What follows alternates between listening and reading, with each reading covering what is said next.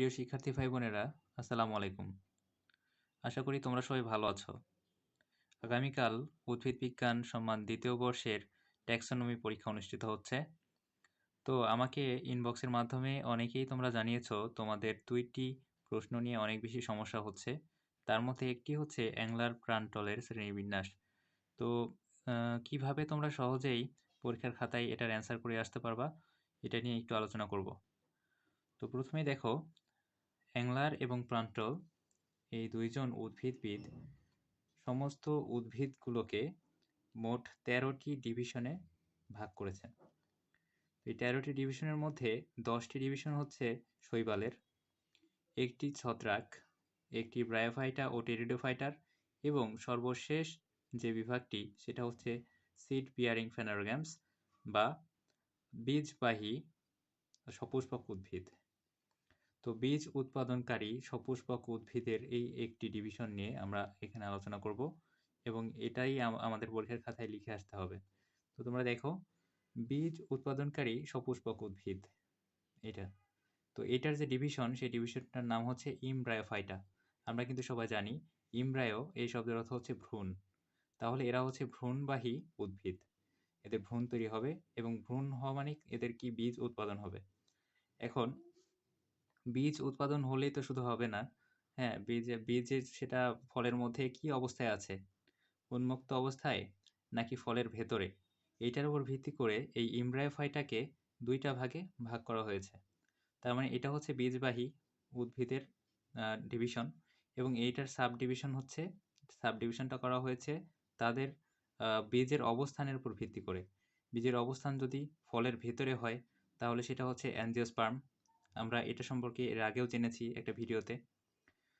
যদি বীজটা ফলের ভেতরে অভ্যন্তরে লুকায়িত অবস্থায় থাকে বা গুপ্ত অবস্থায় থাকে তাদেরকে বলা হয় অ্যাঞ্জিওস্পার্মি, অথবা আমরা বলছি গুপ্তবীজী বা আবৃতবীজী। আবার এই বীজটাই যদি ফলের বাহিরে উন্মুক্ত অবস্থায় থাকে তাহলে সেটাকে আমরা বলছি নগ্নবীজী বা জিমনোস্পার্মি। তাহলে ইমব্রায়োফাইটার 2টা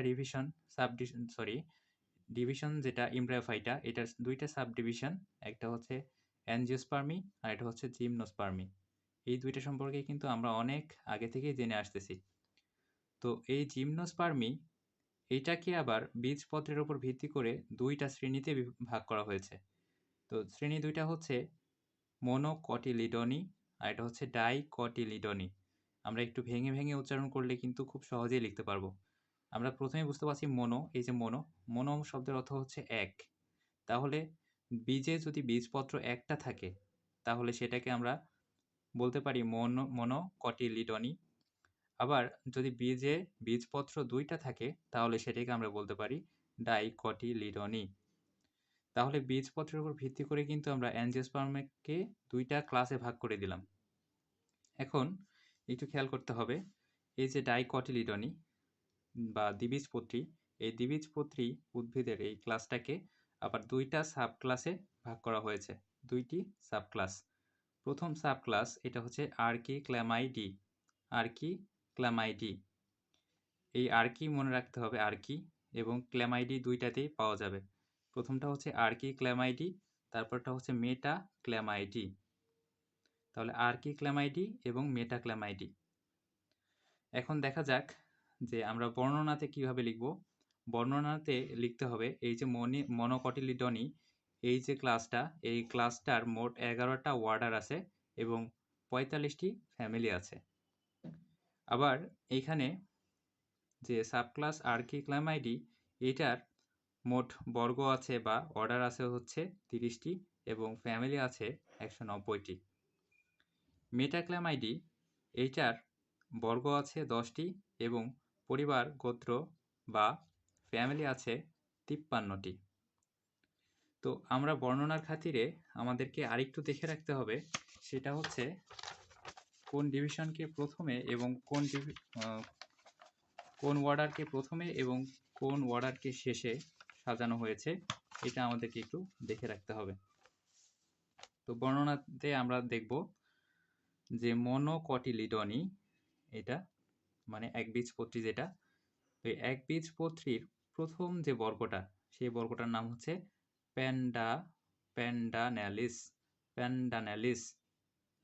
তোমরা সবসময় একটু খেয়াল করবা যে অ্যালিস থাকলে আমরা বুঝতে পারি সেটা হচ্ছে বর্গ, অথবা শেষে যদি এ ই থাকে তাহলে সেটাকে আমরা বলতে পারি বর্গ। আবার যদি A C E, AC, S E এটা যদি থাকে তাহলে বুঝবো এটা হচ্ছে ফ্যামিলি। এখানে এই যে প্যান্ডানালিস এটা হচ্ছে একটা বর্গ। তো মনোকটিলিডনের প্রথম যে বর্গটা সেটা হচ্ছে প্যান্ডানালিস, আর হচ্ছে শেষের যে বর্গটা একদম শেষ শেষ যে বর্গটা রাখা হয়েছে তার নাম হচ্ছে মাইক্রোস্পার্মি, মাইক্রোস্পার্মি। এবার আসো যে ফ্যামিলি, প্রথম যে ফ্যামিলিতে রাখা হয়েছে সেই ফ্যামিলির নাম হচ্ছে ট্রাইফেসি, ট্রাইফেসি। একটু ভালো করে বানানটা খেয়াল করো, টাইফেসি। আচ্ছা, লাস্ট যে ফ্যামিলি সেটা হচ্ছে অর্কিডেসি, অর্কিডেসি। বাস, এটা যদি আমরা পরীক্ষার খাতায় লিখে আসতে পারি তাহলে ফুল মার্ক পাওয়া। এবার আসো ডাইকটিলিডনি অথবা দ্বিবীজপত্রী। তো দ্বিবীজপত্রীর প্রথম যে বর্গ সেটা হচ্ছে এরিক্যালিস, এরিক্যালিস। এরপরে শেষ যে বর্গ সেটা হচ্ছে ক্যাম্পানোন্যালিস, ক্যাম্পানোন্যালিস। ঠিক আছে, ক্যাম্প্যানুলালিস। আচ্ছা, প্রথম যে পরিবারটা, প্রথম ফ্যামিলি, তার নাম হচ্ছে ক্র্যাসুরিনেসি, ক্র্যাসুরিনেসি। ঠিক আছে, তোমাদের বানানের সুবিধার্থে তোমরা এইভাবে উচ্চারণ করতে পারো, ক্র্যাসুয়ারিনেসি, ক্র্যাসুয়ারিনেসি। আচ্ছা, শেষ যে ফ্যামিলি সেটা হচ্ছে কম্পোজিটি, কম্পোজিটি, কম্পোজিটি। এইটুকু শুধু তুমি যদি লিখে আসতে পারো তাহলে আশা করা যায় 10 নম্বরের জন্য তুমি 8 পেয়ে যেতে পারো। ঠিক আছে, ধন্যবাদ সবাইকে। এবার আসো যাদের সমস্যা বেসির ক্যাকটাস নিয়ে, বেসির ক্যাকটাসটা কিভাবে আঁকবা। দেখো আমি এখানে একটা বেসির ক্যাকটাস এঁকে ফেলেছি এবং এটা খুব সহজেই তোমরা আঁকতে পারবা। এই নামগুলো তোমরা কিভাবে সিরিয়ালি লিখবা এটা নিয়ে অনেকের সমস্যা। তো বেসির ক্যাকটাসটা বেসিক্যালি আমরা একটা ট্রিক্সের সাহায্যে মনে রাখবো, যেটা দিয়ে আমরা সহজেই বেসির ক্যাকটাসটা আঁকতে পারবো। সেটা হচ্ছে আজকের যে গল্প, সেই গল্পটা হচ্ছে রানা নামের একজন নেশাগ্রস্ত মানুষকে নিয়ে। তো রানা, তার স্ত্রীর নাম হচ্ছে রোজা। রানা মাতাল অবস্থায় তার স্ত্রীকে সবসময় পেটায় আর কি। তো গ্রামের দিকে, গ্রামাঞ্চলে আমাদের যে ভাষা, সেই ভাষাটা আমরা এখানে একটু অ্যাপ্লাই করব। যে রানা রোজাকে লোয়ার ক্যাকটাস দিয়ে মারতেছে। লোয়া, এটা আমরা গ্রামাঞ্চলে লোহাকে বলা হয় লোয়া, লোহাকে বলা হয় লোয়া। তো এই লোহার ক্যাকটাস, এই লোহার ক্যাকটাস দিয়ে রোজাকে মারতেছে। কে মারতেছে? রানা মারতেছে। তো রানা রোজাকে লোয়ার ক্যাকটাস দিয়ে মারতেছে, এটা হচ্ছে গ্রামের ভাষা। আচ্ছা, এদিকে রোজার একটা ছেলে আছে। তো রোজার ছেলেটা কি করতেছে? রোজার ছেলেটা শাপিনদের আমব্রেলার নিচে রুবিকে নিয়ে আসতে গিয়ে কম্পন অনুভব করছে। বিষয়টা একটু খেয়াল করো। এই শাপিনদের একটা আমব্রেলা আছে, শাপিন একটা ছেলের নাম। তো ওদের একটা বড় আমব্রেলা আছে। তো ওই ছাতাটা নিয়ে তার প্রেমিকা রুবিকে নিয়ে আসতে গেছে, মানে বৃষ্টি হচ্ছিল সেদিন অনেক। তো রুবিকে নিয়ে আসতে গিয়ে সে কম্পন অনুভব করছে। তাহলে এটা এটা একটু মনে রাখবা। এদিকে রোজার ছেলেটা শাপিনদের আমব্রেলার নিচে রুবিকে নিয়ে আসতে গিয়ে কম্পন অনুভব করছে। তো কিভাবে এটা হচ্ছে দেখো। প্রথমে হচ্ছে রানা, রানা থেকে হচ্ছে রানালিস, রেনালিস। ঠিক আছে, রানালিস অথবা রেনালিস, যেটা ইচ্ছা বলতে পারো। এরপরে আসো রোজাকে, এখান থেকে আসবে হচ্ছে রোজালিস। কারণ আমরা সবাই কিন্তু এখানে বর্গ নিয়ে পড়ছি এবং আমরা জানি যে বর্গের শেষে অ্যালিস থাকে, অ্যালিস, অ্যালিস থাকলে বুঝবো যে এটা হচ্ছে বর্গ। তাহলে রোজাকে থেকে আসছে হচ্ছে রোজালিস। তারপর লোয়া থেকে আসছে লোয়া, লোয়া স্যালিস, লোয়া স্যালিস। ক্যাকটাস থেকে হচ্ছে ক্যাকটালিস, ক্যাকটালিস। আচ্ছা, মারতেসে থেকে মারটালিস, মারটালিস। এবার দেখো এই যে এদিকে রোজার ছেলেটা শাপিনদের আমব্রেলার নিচে। তো এই রোজার, এই রোজা থেকে রোজালিস, তার মানে এখান থেকে আমি একটা জিনিস বুঝাইছি, এটা হচ্ছে এই ক্যাকটাস থেকে বোঝা যাবে। দেখো এই যে এখান থেকে কিন্তু আমার শুরু হয়েছে রেনালিস। আমরা আগে প্রথমে এইখান থেকে এই পর্যন্ত আসব। ঠিক আছে? তো রেনালিসের পরে হচ্ছে রোজালিস। এই যে একটু খেয়াল করো, রেনালিস, রোজালিস। এখন এই রোজালিসের আবার ভাগ আছে। সেই ভাগটা কি দেখো, আমরা ভাগটাতে আসবো হচ্ছে কোথায় থেকে? রোজালিস থেকে হচ্ছে লোয়ালিস, এই যে এখান থেকে লোয়াসালিস, লোয়াসালিস। আচ্ছা, এরপরে হচ্ছে মার্টালিস, ঠিক আছে? তারপরে হচ্ছে ক্যাকটালিস। এই তিনটা রোজালিস থেকে, এই তিনটা, এবং রোজালিসের পরবর্তীতে আবার এই যে এই ভাগগুলো আছে। তো এই রোজালিসের পর থেকে এই যে এইখানে, তাহলে রোজালিসের পরে যে রোজার ছেলেটা থেকে সেলাস্ট্রালিস, সেলাস্ট্রালিস, এই যে এটা সেলাস্ট্রালিস, ঠিক আছে? সেলাস্ট্রালিসের আবার একটা ভাগ আছে, সেটা হচ্ছে সাপিনডালিস, সাপিনডালিস। এই যে রোজার ছেলেটা সাপিনদের আমব্রেলার নিচে, তাহলে সাপিনদের আমব্রেলা, সাপিনদের হচ্ছে সাপিনডালিস, আমব্রেলা হচ্ছে আমবেলালিস, আমবেলালিস, ঠিক আছে? এটা বলছি আমব্রেলা, কিন্তু এখানে কিন্তু আমব্রেলা নয়, দেখো আমবেলালিস, ঠিক আছে? আমবেলালিস। তো আমব্রেলার নিচে রুবিকে নিয়ে আসতে গিয়ে, তাহলে রুবি আমবেলালিসের পরে হচ্ছে রুবিয়ালিস, ঠিক আছে? রুবিয়ালিস। দেখো এই যে আমবেলালিস থেকে হচ্ছে রুবিলিস, ঠিক আছে? Ruby Alice. এখন রুবি অ্যালিসকে আবার দুইটা ভাগে ভাগ করা হয়েছে, দেখো দুইটা শাখা। একটা হচ্ছে এখান থেকে আমি দেখতে পাবো, সেটা এই যে আসতে গিয়ে কম্পন অনুভব করছে, আসতে, এখান থেকে অ্যাস্টেরালিস। আসতে তুমি ইংরেজিতে লিখবা ASTE, দেখো আসতে, ঠিক আছে? তো আমরা যখন একসাথে উচ্চারণ করব তখন তো আর এটা আসতে হবে না, এটা তখন হবে হচ্ছে অ্যাস্টেরালিস, অ্যাস্টেরালিস, ঠিক আছে? আর এই যে কম্পন থেকে হচ্ছে কম্প্যানুল্যালিস, কম্প্যানুল্যালিস, ঠিক আছে? কম্পন থেকে এই যে CAM কম্পন, ঠিক আছে? কম্পন, এটুকু মনে রাখো তাহলে হবে কম্পন, তারপরে উল্যালিস, কম্প্যানুল্যালিস, ঠিক আছে? তাহলে কিন্তু তোমার এইখান থেকে এই পর্যন্ত, মানে প্রধান যে শাখাটা, ক্যাকটাসের প্রধান শাখা, এটা হচ্ছে এতটুকুর মধ্যে কিন্তু হয়ে গেল, ঠিক আছে? এখন যে শাখাগুলো আছে, এই শাখাগুলো নিয়ে একটু, এই যে রেনালিসের এতগুলো, এই যে এই শাখাটা পার্শ্বীয় শাখা, এটা শিখবো। এটা কিভাবে লিখতে পারি? তো এটা লিখতে গেলে দেখো, প্রথমে বলছে এই যে রানা, আমরা তো জানি রানা হচ্ছে কি নেশাগ্রস্ত, তাই না? তো রানা মাল ছাড়ছে না বলে, মানে সে নেশার যে জিনিসপত্র খায় সেটা ছাড়ছে না বলে জিরা গুঁড়া নিয়ে গুটি করে খাইয়ে তাকে রোদে ফেলে দিল। তো সে তো নেশা ছাড়ছে না, আর এদিকে তার বউও তাকে ছাড়বে না। তো তার বউ কি করছে, জিরার গুঁড়া করছে, গুঁড়া করে সেটার গুটি করছে, গুটি ছোট ছোট বড়ির মতো গুটি করছে। তো সেইটা তাকে খাইয়ে রোদে ফেলে দিল যাতে নেশা কেটে যায়। তো সেই ক্ষেত্রে কি হচ্ছে দেখো, রানা থেকে রেনালিস, আমরা জানি এখান থেকে আবার কিন্তু রেনালিসেরই শাখা বের হচ্ছে, এই জন্য আবার রানাকে নিয়ে আসছে এখানে। তাহলে রেনালিস, মাল থেকে হচ্ছে মালভেলালিস, মালভ্যালিস, মালভ্যালিস, ঠিক আছে? মাল থেকে মালভ্যালিস। আচ্ছা, এরপরে ছাড়ছে না, এখান থেকে আসছে হচ্ছে স্যারা, দেখো স্যারাসেনি এলিস, স্যারাসেনি এলিস, ঠিক আছে? এই যে জিরা গুঁড়া, এখান থেকে আসছে হচ্ছে জিরা নিয়ালিস, জিরা নিয়ালিস, ঠিক আছে? গুটি থেকে গুট্টি, গুট্টি ফেরালিস, গুট্টি ফেরালিস, ঠিক আছে?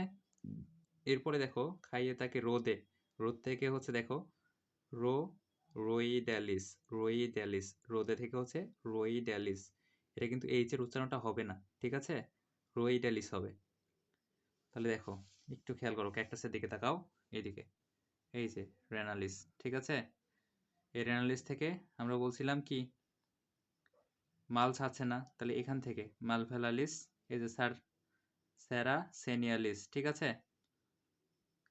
সিরিয়ালি করা আছে কিন্তু, তুমি চাইলে এই যে চারটা, এখানে চারটা না, একটা দুইটা তিনটা চারটা পাঁচটা ছয়টা, এই যে ছয়টা তুমি এইটুকুর মধ্যে করে ফেলে দিতে পারবে, ঠিক আছে? আর শেষেরটা হচ্ছে রোদে ফেলে দিল, তাহলে ফেলে দিল, এখান থেকে হচ্ছে ক্যারিওফাইলি ফাইলালিস, এই যে ফাইলালিস, ফেলে দিল থেকে হচ্ছে ফাইলালিস, ক্যারিও ফাইলালিস। অবশ্যই এটা যদি তুমি মনে রাখতে না পারো, এর পরবর্তী ছন্দে এটা চলে আসবে, কারণ এখানে ক্যারিও ফাইলালিসের আবার ভাগ আছে। তো আমার তখন সেখানে ক্যারিও ফাইলালিস তো লাগবেই। শেষের যে ছন্দটা দেখো, সেটা হচ্ছে তাকে কারে করে এরিকা ইবনে সিনা প্রাইমারি স্কুলে জেন্টালম্যান বানাতে পলি ম্যামের কাছে নিয়ে গেল। আচ্ছা, মানে ওই রানার কথাই কিন্তু এখানে চলছে। তো রানা তো নেশা ছাড়ছে না, তো কি করা যায়? এরিকা নামের একজন সেবিকা, তিনি রানাকে নিয়ে গেল। কোথায় নিয়ে গেল? ইবনে সিনা প্রাইমারি স্কুলে। কারণ ইবনে সিনা প্রাইমারি স্কুলে একজন ম্যাম আছে, যে ম্যামটা তাকে পিটিয়ে জেন্টেলম্যান বানিয়ে দিতে পারবে। তার নাম কি? ম্যামের নাম হচ্ছে পলি ম্যাম। ঠিক আছে? তো পলি ম্যাম তো নিজে কাজগুলো করে না, পলি ম্যাম করায় হচ্ছে আরেকজন স্ক্রুকে দিয়ে। সেই স্ক্রু এর নাম হচ্ছে লামিয়া। আচ্ছা, এটুকু মনে রাখো তাহলেই হবে। তাহলে তাকে কারে করে এরিকা, কারে মানে হচ্ছে প্রাইভেট কার, তাকে কারে করে এরিকা ইবনে সিনা প্রাইমারি স্কুলে জেন্টেলম্যান বানাতে পলি ম্যামের কাছে নিয়ে গেল। ঠিক আছে? আচ্ছা, লামিয়াকে তার স্ক্রু বানানো হলো। লামিয়া তাকে পরিচালনা করবে। কাকে? এই রানাকে। আচ্ছা, তাহলে এখানে দেখো, এই যে কারে করে, মানে কার থেকে হচ্ছে ক্যারিও, কার থেকে এই যে CAR, কার, ক্যারিও ফাইলালিস। ঠিক আছে? আচ্ছা, এই যে এরিকা সেবিকা, ঠিক আছে, নার্স, এই এরিকা থেকে এরিকালিস। ঠিক আছে? আর ইবনে সিনা, ইবনে সিনা তো হসপিটালের কথা শুনছি আমরা, তাই না? তো ওখানে আমরা মনে রাখবো যে এখানে হচ্ছে প্রাইমারি স্কুল। তো ইবনে সিনা এখান থেকে আসছে হচ্ছে ইবে, ইবেনালিস, ইবেনালিস। ঠিক আছে? ইবেনালিস। প্রাইমারি স্কুল থেকে আসছে হচ্ছে প্রাইমু, প্রাইমুলালিস, প্রাইমুলালিস। ঠিক আছে? প্রাইমুলালিস। এরপরে হচ্ছে জেন্টেলম্যান, জেন্টেলম্যান থেকে আসছে হচ্ছে জেন্টি, এই যে জেন্টি অ্যানালিস, জেন্টি অ্যানালিস। ঠিক আছে? এরপরে হচ্ছে পলিম্যাম, এই পলিম্যাম থেকে আসছে হচ্ছে পলিমোনিয়ালিস, পলিমোনিয়ালিস। এরপরে যে স্ক্রু, যে স্ক্রু হচ্ছে রানাকে ভালো করবে, সেই স্ক্রুয়ের নাম হচ্ছে লামিয়া। তো এই যে লামিয়া থেকে হচ্ছে লামি অ্যালিস, লামি অ্যালিস। ঠিক আছে? স্ক্রু থেকে আসছে হচ্ছে স্ক্রোফুলারিয়ালিস, স্ক্রোফুলারিয়া, ফুলারিয়ালিস। ঠিক আছে? এইভাবে তোমার মনে রাখবা, স্ক্রোফুলারিয়ালিস। এই যে সুন্দর করে এখন দেখো, এই শাখাটা কিন্তু আমাদের হয়ে গেল। এই যে ক্যারিওফাইলালিস, এখান থেকে ইভেনালিস, ঠিক আছে, প্রাইমুলালিস, এরিকালিস। তো প্রাইমুলালিসের আবার হচ্ছে শাখা আছে, প্রাইমুলালিস। তাহলে প্রাইমুলালিস থেকে হচ্ছে জেন্টি অ্যানালিস, এই যে জেন্টি অ্যানালিস, এদিকে জেন্টি অ্যানালিস। ঠিক আছে? প্রাইমুলালিস, এটাকে দুইটা শাখা, দুইটা শাখা হচ্ছে একটা জেন্টি অ্যানালিস, একটা পলিমোনিয়ালিস। এই যে এখান থেকে আমরা চন্দ্র থেকে দেখতে পাচ্ছি, এই যে জেন্টেলম্যান বানাতে পলিম্যামের কাছে নিয়ে গেল। আচ্ছা, পলিম্যাম থেকে হচ্ছে পলিম্যানিয়ালিস, এই যে পলিমোনিয়ালিস। ঠিক আছে? এখন পলিমোনিয়ালিসের আবার দুইটা শাখা, একটা হচ্ছে লামিয়ালিস, একটা হচ্ছে স্ক্রোফুলারিয়ালিস। এই যে দেখো আমাদের এখান থেকে লামিয়ালিস আর কি, এই যে স্ক্রোফুলারিয়ালিস। ঠিক আছে? তাহলে আমার এই শাখা, এই শাখা, দুই শাখায় কিন্তু হয়ে গেল, বাদ থাকলো শুধু এটা। ঠিক আছে? এই শাখাটা আমরা এখন দেখব। আচ্ছা, সর্বশেষ শাখা যেটা, সেটা হচ্ছে, সেটা আমরা কিভাবে পড়ব? আলী, লিলি ও হায়দার, এরা তিন বন্ধু। আলী, লিলি ও হায়দার, এরা হচ্ছে গ্রামের বাসায় বেড়াইতে গেছে। তো এরা তিনজন পাল মেলা নৌকায় গ্রামের ইরিক্ষেত ধরে অর্চিদের বাড়িতে বেড়াতে গেল। এই অর্চি তাদের আর একটা বন্ধু। তো অর্চিদের বাসায় তারা এই তিনজন, আলী, লিলি ও হায়দার, বেড়াইতে গেছে। তো বেড়াইতে যাওয়ার সময় ওদের বাসা হচ্ছে বিলের মধ্যে। তো যাওয়ার সময় ওরা পাল তোলা নৌকা, যেটাকে আমরা বলছি পাল মেলা নৌকা, সেই পাল মেলা নৌকা দিয়ে যাওয়ার সময় গ্রামের যে ইরিক্ষেত আছে, ইরিক্ষেতের ধার দিয়ে অর্চিদের বাসায় বেড়াতে গেল। ঠিক আছে? আচ্ছা, এটা দিয়ে বোঝানো হচ্ছে, দেখো, আলী থেকে হচ্ছে অ্যালিস মেটালিস, আলী থেকে আলিস, এই যে আলিস, তোমরা কিভাবে বলতে পারো আলিস, কিন্তু উচ্চারণ করলে এটা কিন্তু অ্যালিস হবে। অ্যালিস মেটালিস। লিলি থেকে লিলি অ্যালিস, হায়দার থেকে হাইড্রালিস। ঠিক আছে? হায়দার থেকে হাইড্রালিস। এরা তিনজন পাল মেলা নৌকা। এই পাল মেলা নৌকা থেকে হচ্ছে পাল ম্যালিস। পাল ম্যালিস। ঠিক আছে? পালমেলা থেকে পালম্যালিস। গ্রামের থেকে হচ্ছে গ্রামিন্যালিস। দেখছো? গ্রামিন্যালিস। ইরি থেকে ইরিড্যালিস। ইরি থেকে ইরিড্যালিস। আচ্ছা, অর্চিদের বাড়ি মানে অর্চিদের থেকে হচ্ছে অর্চিড্যালিস। অর্চিড্যালিস। দেখো এখন আমরা ক্যাকটাসটা দেখি তাহলেই বুঝতে পারবো। এই যে ক্যাকটাস। ক্যাকটাসটা হচ্ছে দেখো অ্যালিস মেটালিস। রেনালিস থেকেই কিন্তু এটার উৎপত্তি। তাহলে রেনালিস, এখান থেকে হচ্ছে অ্যালিস মেটালিস, তারপরে হচ্ছে এই যে লিলিয়ালিস। অ্যালিস মেটালিস, লিলিয়ালিস। ঠিক আছে?